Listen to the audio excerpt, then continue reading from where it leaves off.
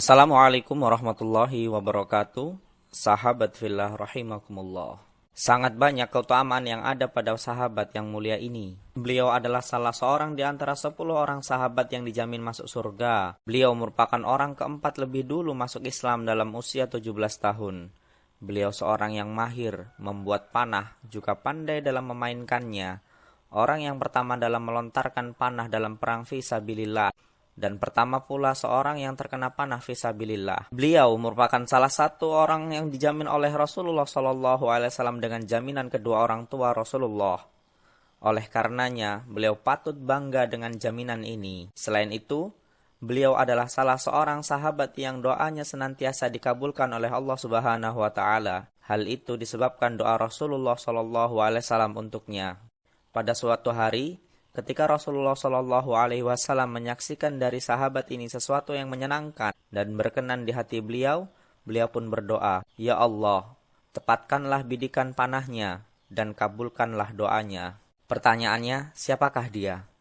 Nama lengkapnya adalah Sa'ad bin Abi Waqqas bin Uhaib Az-Zuhri. Beliau berkunyah Abu Ishaq. Beliau juga sering dipanggil dengan nama Sa'ad bin Malik Az-Zuhri. Kakeknya ialah Uhaib, putra dari Manaf yang menjadi paman dari Aminah bintu Wahab ibunda Rasulullah SAW. Oleh karenanya, berdasarkan garis keturunan, beliau termasuk paman Rasulullah SAW dari jalur ibu. Rasulullah SAW pernah membanggakan beliau kepada beberapa orang sahabat. Beliau mengatakan, "Inilah pamanku. Coba tunjukkan kepadaku siapa yang punya paman seperti pamanku." Sa'ad bin Abi Waqqas adalah seorang pemuda yang begitu gigih dalam berpegang terhadap agamanya. Hal ini terbukti ketika beliau memutuskan untuk memeluk Islam. Beliau diuji dengan ibunya yang mogok makan sampai beliau mau kembali kepada agamanya yang dahulu. Sungguh ucapan beliau ini begitu masyhur. Beliau berkata, "Sesungguhnya aku sangat mencintai ibu, tetapi aku lebih cinta kepada Allah dan Rasul-Nya.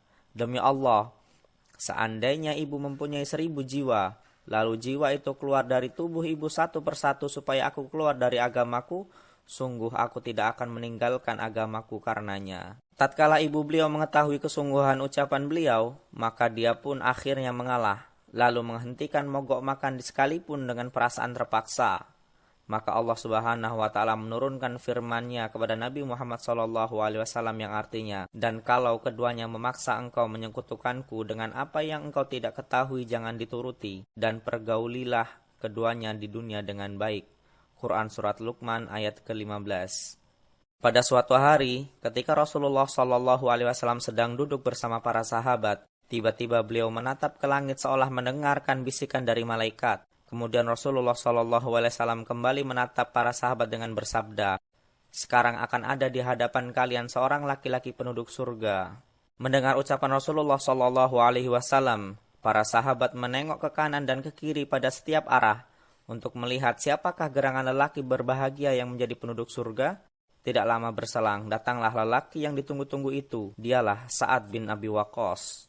Selang beberapa lama, Abdullah bin Amr bin As datang kepadanya meminta jasa baiknya dan mendesak agar menunjukkan kepadanya jenis ibadah dan amalan yang menyebabkan ia berhak menerima ganjaran surga. Para sahabat sangat tertarik untuk mengetahui amalan yang menjadi kunci untuk memasuki surga. Secara ikhlas, Sa'ad pun bercerita, "Sesungguhnya tak lebih dari amal ibadah yang biasa kita kerjakan. Hanya saja saya tak pernah menaruh dendam atau niat jahat terhadap siapapun di antara kaum muslimin." Di samping terkenal sebagai anak yang berbakti kepada orang tua, Sa'ad bin Abi Waqqas juga terkenal karena keberaniannya dalam peperangan membela agama Allah. Beliau mengikuti perang Badar. Dalam perang tersebut, gugurlah adik kesayangannya, yaitu Umair, yang kala itu masih belum balik namun memaksakan diri untuk ikut terjun dalam kancah peperangan. Beliau juga merupakan pahlawan dalam perang Uhud. Bersama kurang lebih dari 10 orang sahabat, beliau melindungi Rasulullah SAW tatkala kaum muslimin dalam suasana kacau dan berpencar jauh dari Rasulullah. Dengan cekatan, beliau memanah kaum musyrikin dan membunuh mereka. Sampai-sampai Rasulullah SAW berucap, "Panahlah wahai Sa'ad, ayah ibuku menjadi tebusanmu." Demikianlah beliau senantiasa mengikuti sekian banyak peperangan bersama Rasulullah SAW. Singa yang menyembunyikan kukunya Demikianlah dikatakan oleh Abdurrahman bin Auf tentang beliau. Pada waktu Umar bin Khattab menjadi khalifah, beliau diangkat menjadi komandan pasukan yang dikirim untuk memerangi kekaisaran Persia. Berkumpullah kaum muslimin dari seluruh penjuru negeri ke Madinah untuk mengikuti peperangan ini. Sebanyak 30.000 kaum muslimin yang berdiri dari veteran perang Badar, Baiat Ridwan, serta para sahabat yang bergabung dalam Fathul Mekkah. Ikut serta pula sekitar 700 orang putra-putra para sahabat, ditambah pejuang-pejuang muslimin lainnya. Walaupun pejuang kaum muslimin begitu banyak, tetap saja jumlah tersebut terlalu sedikit dibanding jumlah tentara kekaisaran Persia yang berlipat dan lengkap dengan alat-alat perangnya. Namun dengan tekad yang kuat disertai tawakal kepada Allah Subhanahu wa taala, kaum muslimin tak sedikit pun gentar dengan musuh. Dengan keberaniannya yang luar biasa, mereka mampu menyeberangi sungai Tigris yang dalam, lalu bertempur dengan pasukan Persia yang berada di seberang sungai. Sungguh merekalah para pejuang Islam yang patut dibanggakan. Pada hari Al-Harir atau pembebasan, kaum muslimin berhasil membunuh panglima Persia yang bernama Rustam dengan sebuah lembing milik salah seorang muslimin. Terpisahlah kepala dari jasadnya.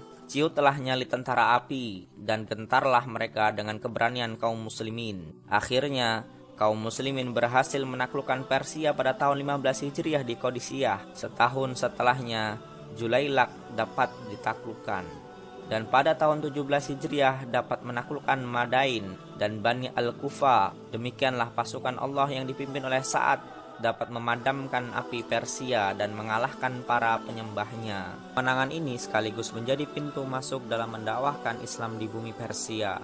Sementara pada masa kekhilafahan Utsman bin Affan, Sa'ad bin Abi Waqqas ditugaskan untuk memimpin delegasi ke Cina untuk mendakwahkan Islam pada tahun 615 Masehi atau sekitar 20 tahun setelah wafatnya Rasulullah SAW.